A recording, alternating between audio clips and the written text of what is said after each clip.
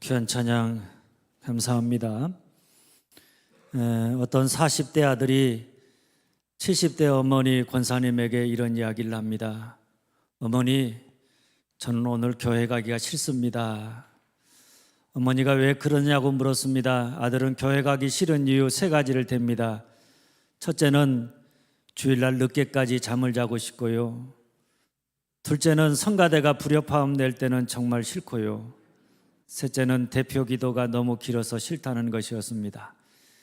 이 말을 들은 어머니는 어이가 없어서 그래도 교회 간다고 가야 한다고 3가지 이유를 들어 말씀하셨습니다. 첫째, 교회는 사람 보고 가는 것이 아니라 하나님 보고 가는 것이다. 둘째, 예배드리는 것은 선택이 아니라 필수다.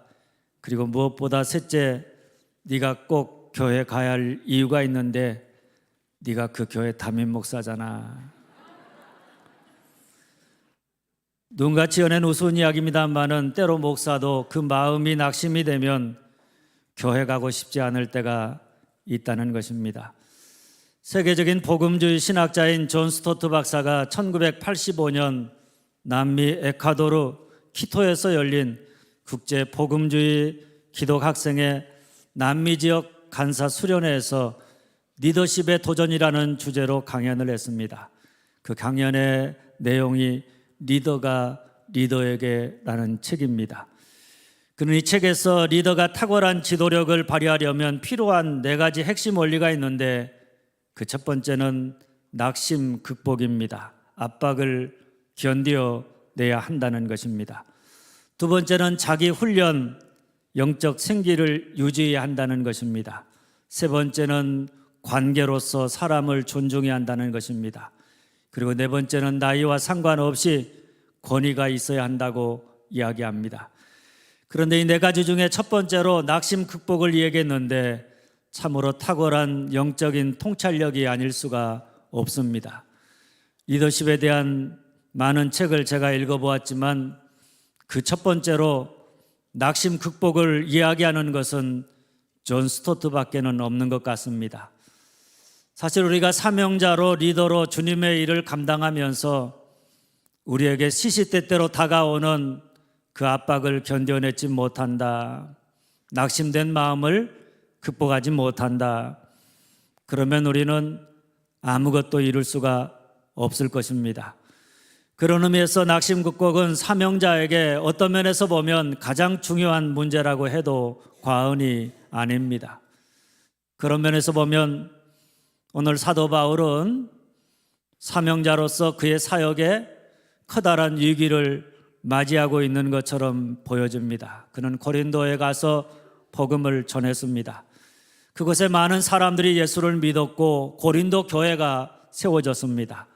그런데 그가 고린도를 떠난 다음에 그렇게 사랑과 열심을 다해서 복음을 전해서 열매 맺은 고린도 교회가 바울에게 등을 돌렸습니다. 그의 사도성을 의심했고 바울이 전한 복음에 의문을 제기하고 바울을 비난하고 대적했습니다. 바울이 전한 십자가와 부활의 복음마저 세상의 가치로 혼탁해져서 교회가 혼돈 속에 무너져 갔습니다. 이런 교회 모습을 바라보면서 바울의 마음에 낙심이 되었습니다. 분노가 일어났습니다. 그가 열정과 사랑을 가지고 복음을 전했는데 그에게 등을 돌리는 성도들, 그리고 그가 그렇게 온 힘을 다해 전했던 예수의 복음이 한순간에 세상의 거짓된 복음에 의해서 무너져가는 것을 보면서 그 마음에 내가 열정과 사랑을 가지고 복음을 전해봤자 이 모든 게 무슨 소용이 있겠는가 낙심하게 되었기 때문입니다. 그래서 고린도 후서 4장 1절과 8절 그리고 오늘 16절 말씀에 보면 그가 낙심이라고 하는 단어를 3번이나 반복해서 사용하고 있는 것을 보게 됩니다. 만일 이때 바울이 겉사람의 낡아짐이나 그가 지금 받고 있는 환난이나 눈앞에 보이는 답답한 상황에 주목하고 있었다면 그는 분명히 고린도 교인들로 인해서 그 마음이 낙심이 되어서 이방인을 위한 사도로서의 선교 사명을 그냥 접고 말았을지도 모릅니다. 그런데 오늘 바울은 뭐라고 고백하는가 하면, 그러므로 우리가 낙심하지 아니하노니, 낙심하지 않는다고 고백합니다. 분명 겉사람의 낡아짐이 있습니다. 지금 받고 있는 환난이 너무나 크고 지속되어서 그 환난으로 말미암아 어려움 속에 있습니다. 눈에 보이는 것은 답답한 상황뿐입니다. 그럼에도 불구하고 그는 우리가 낙심하지 않는다 이렇게 고백하고 있습니다. 할렐루야. 그 비밀이 어디에 있느냐? 18절 전반절 말씀입니다. 우리가 주목하는 것은 뭡니까? 주목입니다. 이 말을 달리하면 응시입니다. 거기에 집중해서 바라본다 이런 뜻입니다. 우리가 믿음의 삶을 살아가거나 주님의 일을 감당하다가 때로 어려움과 고난과 억울함과 답답한 상황 속에 처할 때마다 우리가 어디에 주목하느냐, 어디에다가 우리의 시선을 고정하고 집중해서 응시하느냐, 거기에 따라서 우리의 마음이 낙심이 되어 절망할 수도 있고, 반대로 낙심하지 아니하고 흔들림 없이 내가 걸어가야 할 믿음의 길을 걸어가고 내가 감당해야 할 사명을 변함없이 감당해 나아갈 수도 있는 것입니다. 2010년도에 예수전도단에서 발표한 시선이라고 하는 찬양곡 가사 일부입니다. 내게로부터 눈을 들어 주를 보기 시작할 때 내 작은 마음 돌이키사 하늘의 꿈 꾸게 하네. 주님을 볼 때 모든 시선을 주님께 드리고 살아계신 하나님을 느낄 때 내 삶은 주의 역사가 되고 하나님이 일하기 시작하네. 이 찬양 가사처럼 우리를 낙심하게 하는 상황 속에서도 우리가 내게로부터 눈을 들어서 그 상황 속에도 우리와 함께 하시고 우리를 붙드시는 보배이신 예수 그리스도를 주목하여 바라본다. 겉사람의 낡아짐이나 내가 지금 당하는 환난이나 보이는 답답한 상황이 아니라 날로 날로 새로워지는 속사람, 고난 이후에 내게 허락될 영광, 보이지 않지만 늘 나와 함께 하시는 주님을 주목하면서 바라본다. 그러면 주님이 내 삶 속에서 일하셔서 우리의 낙심된 마음을 붙들어 주심으로 낙심을 극복하고 믿음에 굳게 서서 승리하게 하시는 줄 믿으시기를 바랍니다. 그러므로 우리가 무엇을 주목해야 하느냐? 첫째 따라서 합니다. 겉사람이 아니라 속사람에 주목한다. 겉사람이 아니라 속사람에 주목한다. 16절입니다. 그러므로 우리가 낙심하지 아니하노니 우리의 겉사람은 낡아지나 우리의 속사람은 날로 새로워지도다. 키케로라고 하는 철학자는 늙음에 대해서 늙음이 불행해 보이는 네 가지 현상을 이렇게 이야기했습니다. 첫째는 일할 수 없다는 것, 둘째는 몸이 약해진다는 것, 그리고 셋째는 쾌락이 무뎌진다는 것, 그리고 넷째는 죽음의 시간이 가까워진다는 것입니다. 그런데 이와 같은 늙음이 불행해 보인다는 것이지 실제로 늙음이 불행하다 이런 이야기는 결코 아닙니다. 그런데도 너무나 많은 사람들이 우리의 겉사람이 낡아지고 내가 늙어간다는 것을 주목해서 바라보다가 보면 우리 마음에 낙심이 되어서 늙어가는 것이 불행하다 이렇게 여기면서 살아간다는 사실입니다. 그래서 나이 든 어르신들을 만나보면 대개 두 종류로 나뉘어지는데, 하나는 늙음의 현상들로 인해서 그 마음이 낙심이 되어서 늙어가는 자기를 보면서 내 인생이 이제는 불행하다 이렇게 생각하면서 빨리 죽었으면 좋겠다 이렇게 말씀하기도 하고, 또 하나는 늙는다는 것을 거부하고 젊어 보이려고 애를 쓰면서 사시는 분들을 만나게 되기도 합니다. 그러나 여러분, 우리가 아무리 겉사람이 낡아지는 것 때문에 낙심이 되어서 아무것도 하려고 하지 아니하거나 혹은 늙어감을 거부하고 젊어지려고 노력한다고 해도 여러분 어떻습니까? 사람마다 정도의 차이는 있겠지만 우리의 겉사람은 낡아지게 되어져 있습니다. 우리의 몸은 늙어가게 되어져 있다는 이야기입니다. 요즘은 시간을 내어서 장거리 운전을 하려고 하면 겁부터 납니다. 옛날에는 갔다가 다시 돌아올 걱정하지 아니하고 어디가 가고 싶으면 무작정 설레이는 마음을 가지고 장거리 운전을 하고 갔는데 지금은 설레임보다는 그저 일단 갔다가 돌아올 일이 걱정이 되어서 주저하는 제 모습을 보면서 어르신들께는 죄송하지만 제가 나이가 들어가나 보다 이런 생각이 들 때가 참 많이 있습니다. 제가 이곳에 부임한 지 20년이 되었습니다. 제가 부임할 때 사진을 한번 찾아보니까 피부가 탱탱하고 머리도 까맣더라고요. 제가 제 얼굴을 보아도 이런 시절이 있었구나 이런 생각이 들 만큼 참 젊어 보였습니다. 그런데 20년의 세월이 지나면서 제 머리가 하얘지고 제 피부가 늙어가고 제 기운이 떨어지는 것을 매일매일 느끼면서 오늘 말씀처럼 나의 겉사람은 낡아지는구나 이런 생각이 듭니다. 그렇습니다. 우리가 아무리 나이 들음을 거부하기 위해서 주름살 방지 크림을 바르고 마사지를 하고 아무리 좋은 것을 먹고 운동을 하고 젊은이 브랜드 옷을 입고 젊은 사람 흉내를 내도 나이가 들면 겉사람은 낡아진다. 겉사람은 낡아지게 되어져 있는 것입니다. 다 늙어가게 되어져 있습니다. 그것은 우리가 어떻게 할 수 없는 우리의 인생의 삶의 현실입니다. 그러니까 만일 우리가 나의 겉사람이 낡아지는 것에만 주목하며 살아간다. 그래서 그런 내 모습을 보면서 내 인생은 이제 불행하다 이렇게 생각하며 살아가는 사람은 그 인생이 참으로 슬프기만 하고 매일매일이 낙심하게 되어져 있는 것입니다. 그러나 그럼에도 불구하고 우리가 늙어감을 바라보면서 낙심하지 아니하고 오히려 더 힘이 나는 비밀은 다른 게 아닙니다.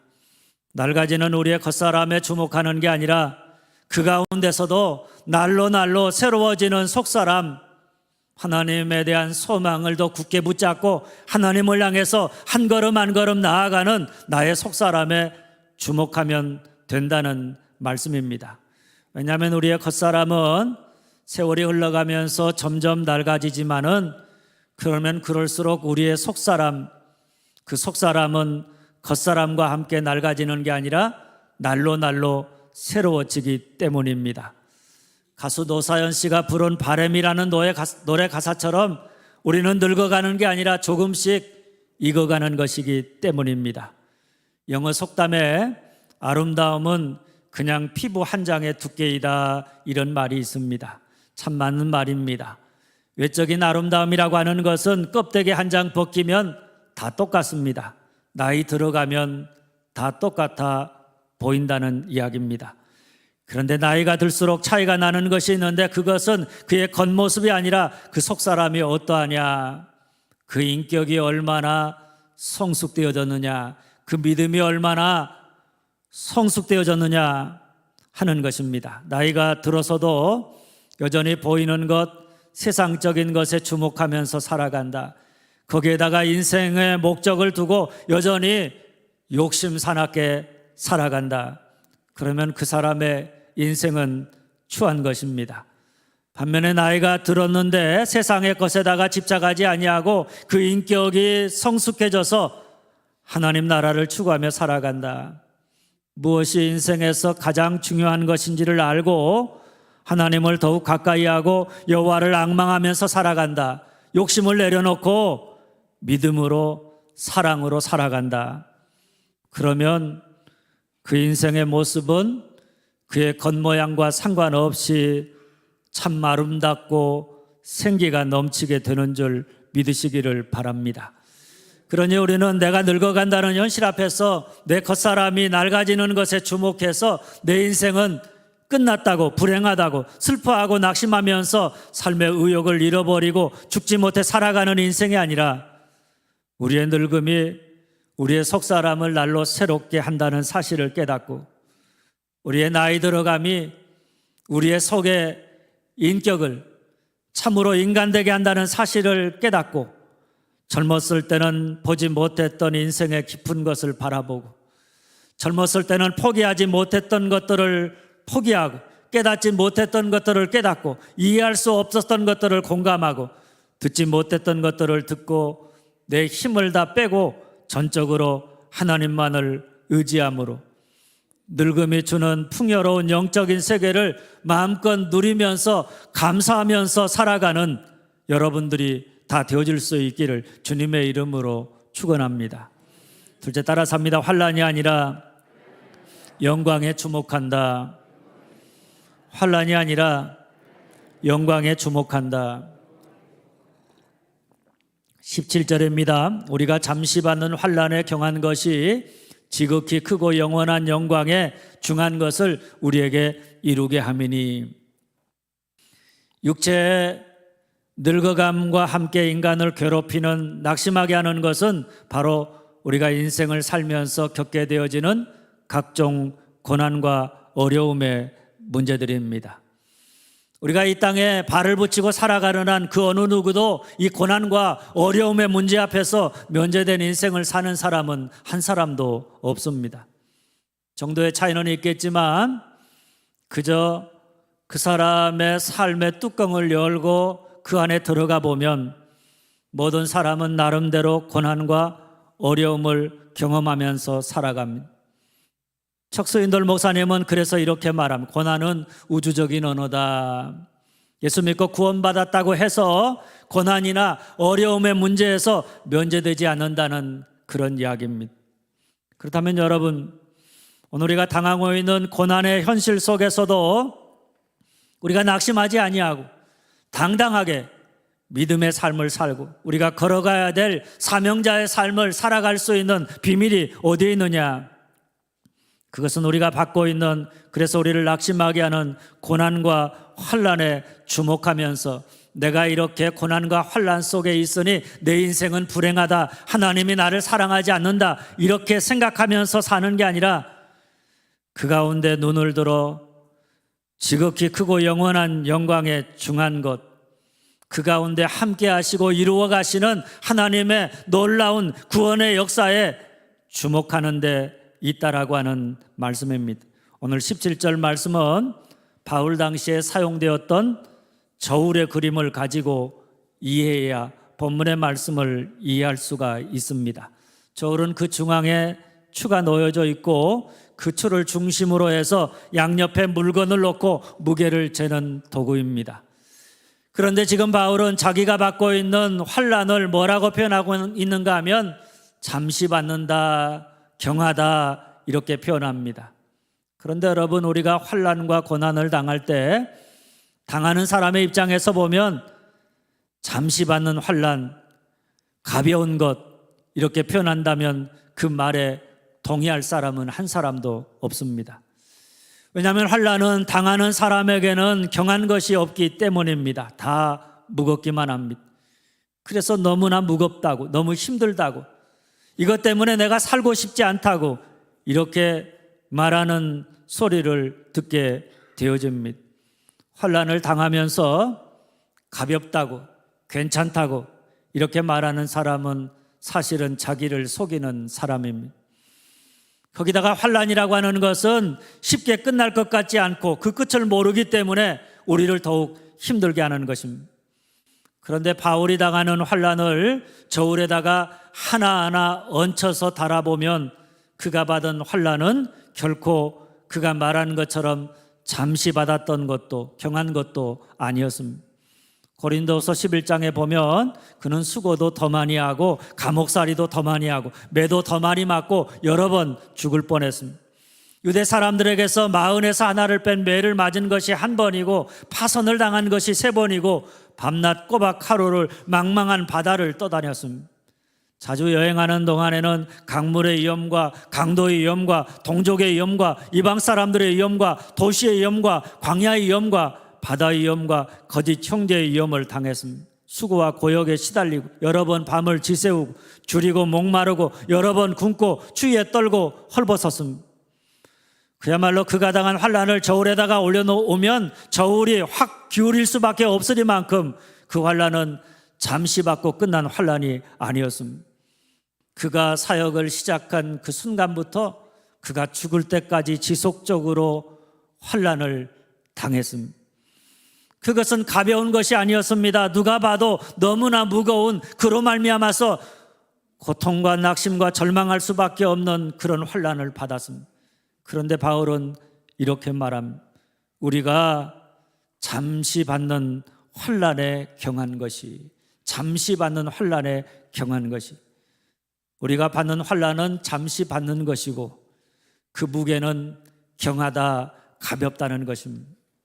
그가 이렇게 말하는 이유는 그가 저울의 다른 쪽에다가 뭘 놓았기 때문인가 하면 환난 이후에 하나님이 그에게 주실 영광입니다. 그 영광을 지극히 크고 영원하다고 말하고 그것은 가벼운 게 아니라 중하다 이렇게 표현하고 있습니다. 아무리 그 인생에 환난, 고난, 질병, 아픔이 있어도 장차 그가 받게 될 영광이 훨씬 더 무겁다는 이야기입니다.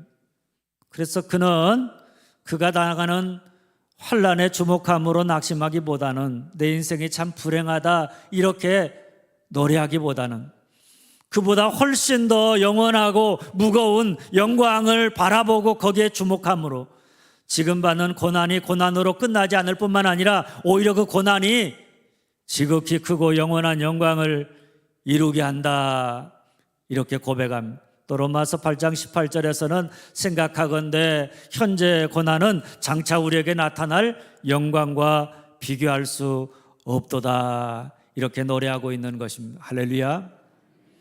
그런 여러분, 오늘 우리가 바울처럼 환난을 당할 때 그것이 아무리 끝이 보이지 않는 환난이고 무거운 환난이라고 할지라도 우리가 거기에 주목함으로 낙심하고 내 인생은 끝났다고, 내 인생은 불행하다고, 하나님이 나를 더 이상 사랑하지 않는다고 절망하기보다는 그럼에도 불구하고 고난 그 너머에 있는 지극히 크고 영원한 하나님의 영광을 바라보면서 거기에 주목함으로 오늘 바울처럼 내가 당하는 환난을 가볍고 일시적인 것으로 여기면서 넉넉히 견디어내고 이겨나가는 그런 여러분들이 다 되어줄 수 있기를 주님의 이름으로 축원합니다. 셋째, 따라서 합니다. 보이는 것이 아니라 보이지 않는 것에 주목한다. 보이는 것이 아니라 보이지 않는 것에 주목한다. 18절입니다. 우리가 주목하는 것은 보이는 것이 아니요 보이지 않는 것이니. 바울은 그리스도인으로서 우리가 낙심하지 않으려면 보이는 것이 아니라 보이지 않는 것을 주목해야 한다고 말합니다. 사실 우리가 살아가는 세상은 여러분 어떻습니까? 눈에 보이는 것이 전부라고 생각하고 살아갑니다. 그래서 눈에 보이는 것, 육신적이고 세상적인 것들, 그것을 내 손에 얻기 위해서, 그것을 위해서 모든 것을 다 던져서 그것을 위해 살아갑니다. 그런데 여러분 어떻습니까? 눈에 보이는 것은 잠깐이다, 영원하지 않다고 말합니다. 요한은 요한일서 2장 17절에 이렇게 말합니다. 이 세상도 정욕도 지나가 버린다는 것입니다. 영원하지 않다는 것입니다. 과거 유명한 코미디언 고 서영춘 씨는 이런 말을 남겼습니다. 연기는 물거품 같은 것입니다. 연기만이 아닙니다. 세상에 있는 모든 것 다 지나가 버리는 것들입니다. 잠깐입니다. 한순간에 불과한 것입니다. 우리가 그렇게 내 손에 영원히 있을 것처럼 생각해서 그것을 위해 목숨 걸고 살아가는 돈도, 명예도, 인기도, 권력도, 쾌락도, 육체도 다 지나가는 것입니다. 언젠가는 다 내 손에서 내려놓게 되어져 있는 것입니다. 그러니 우리가 만일 잠깐 있다가 사라져버릴, 지나가버릴 것들에다가 소망을 두고 살아간다, 그것을 의지하면서 그것을 자랑하며 살아간다, 그러면 그 인생은 참으로 허무한 인생이 아닐 수가 없는 것입니다. 물론 그런 것들이 때로 우리에게 기쁨을 주는 것도 사실입니다. 그러나 우리에게 기쁨을 주는 것도 사실이지만 그러나 그것 때문에 우리가 인생을 낙심하고 절망하는 것도 사실입니다. 그래서 솔로몬은 전도서를 통해서 우리가 보이는 것을 추구하며 산다, 보이지 않는 것을 주목하지 않는다, 그러면 그 인생은 헛된 것이다, 허무한 것이다, 남은 것이 아무것도 없다, 이렇게 노래하고 있는 것입니다. 바로 이런 이유 때문에 바울은 어떤 상황 속에서도 낙심하지 않고 사명자로, 믿음을 가진 자로 살아남으려면 보이는 것이 아니라 보이지 않는 것에 주목해야 한다는 사실을 가르쳐주고 있습니다. 바울의 눈에 보이는 상황은 고린도 교회로부터 사방으로 우겨싸임을 당하고 있습니다. 참 마음이 답답한 그런 상황입니다. 핍박을 받고 있는 상황입니다. 거꾸로뜨림을 당하고 있는 상황입니다. 만일 이것이 그가 보는 전부이라고 한다면, 그가 여기에다가 주목하며 살아간다면 바울 역시 그 마음이 낙심이 되어서 그 모든 것들로 말미암아 짜부러지고 낙심하고 버림받고 망해야 정상입니다. 모든 것을 다 끝내고 포기해야 마땅합니다. 그런데 바울이 뭐라고 했습니까? 우리가 낙심하지 아니하노니, 낙심하지 않는다고. 그런 것 때문에 복음을 전하다가 내가 짜부러지지 않고 버림받지 않고 망하지 않는다고. 오히려 그럼에도 불구하고 내가 믿음을 가진 자로, 사도로, 사명자로서 내가 달려가야 될 길을 끝까지 달려가고, 내가 믿음을 굳게 지키고 복음을 위한 선한 싸움을 싸우며 영광의 그날을 향해 한 걸음 한 걸음 나아가고 있는 것을 보게 되어짐. 할렐루야. 그 비밀이 어디에 있습니까? 우리가 주목하는 것이 보이는 것이 아니요 보이지 않는 것이니, 그가 지금 보이지 않는 것에 주목하고 있기 때문이라는 말씀입니다. 우리가 보이지 않는 것에 주목한다, 보이지 않는 것을 추구한다, 이 말을 오해하면 안 됩니다. 여러분도 잘 아는 것처럼 이 말은 우리가 눈에 보이는 일상을 떠나서 은둔하면서 신비한 체험을 추구하며 산다거나, 혹은 현실과 동떨어진 내세 지향적인 삶을 산다거나, 혹은 교회 일에만 빠져서 교회 생활의 모든 것을 쏟아붓는 것을 의미하지 않습니다. 오히려 보이지 않는 것을 주목한다는 것은 우리가 이 땅에 살면서 우겨싸임을 당하고 답답한 일을 당하고 박해를 받고 거꾸로뜨림을 당하는 현실 속에서도, 그 가운데서도 나와 함께 하시고 나를 붙드시고 내 안에서 당신의 빛과 영광을 나타내시는 보배이신 주님에게 내가 주목하며 살아간다. 주님을 바라보면서 오늘 내 삶의 힘듦과 환난을 견디어내고 이겨나간다, 이런 말씀입니다. 히브리서 12장 1절 2절의 말씀처럼 우리 눈에 보이지 않지만은 우리를 응원하고 있는 구름같이 허다한 증인들, 믿음의 선진들과 믿음의 주여 온전케 하시는 예수님을 주목하여 바라보면서 오늘 내가 달려가야 될 길을, 그 인생의 길을 고난 속에서도 뚜벅뚜벅 길을 걸어간다고 하는 이야기입니다. 혹은 하나님과 그분의 나라와 같은 정말 가치 있고 궁극적으로 중요한 것에다가 시선을 고정하며 살아간다. 그래서 어디서 무엇을 하든지 물질적이고 한시적인 가치가 아니라 영적이고 영원한 가치를 쫓는다. 무엇을 먹을까, 무엇을 입을까, 무엇을 마실까 하는 것에 집중하며 살아가기보다는 먼저 하나님의 나라와 의를 구하며 살아간다, 이런 의미인 줄 믿으시기를 바랍니다. 사랑하는 여러분, 사명자로서 우리가 낙심된 마음을 극복하지 못한다, 그러면 우리는 아무것도 이룰 수가 없습니다. 우리가 믿음을 가진 자로서 때로 믿음으로 살다가 마음에 낙심이 되면, 그 낙심된 마음을 극복하지 못하면 믿음의 길을 끝까지 걸어갈 수가 없습니다. 그런 면에서 우리가 믿음의 길을 걸어가거나 주님의 일을 감당하면서 낙심을 극복한다, 압박을 견뎌내고 끝까지 믿음을 가진 자로, 사명자로 사명을 완수한다는 것은 얼마나 아름답고 중요한 일인지 모릅니다.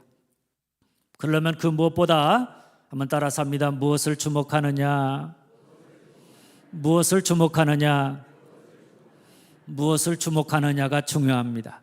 만일 우리가 우리의 삶의 고난과 환난, 어려움 속에서 한번 따라서 합니다. 겉사람이 아니라 속사람에 주목한다.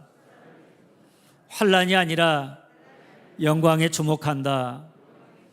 보이는 것이 아니라 보이지 않는 것에 주목한다.